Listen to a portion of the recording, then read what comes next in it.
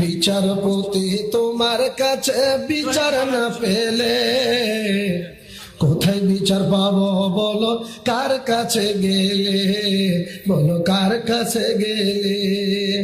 সত্য পথে চলতে গেলে এই বিপদ আসে, আল্লাহ পাক ফরমিয়েছে সূরা বাকারাতে, ঠিক না বাটে? সত্য পথে চলতে গেলে এই বিপদ আসে, আল্লাহ পাক ফরমিয়েছে সূরা বাকারাতে। আল্লাহ তুমি রহম করো, আল্লাহ তুমি দয়া করো আমাদের উপরে, আমাদের উপরে।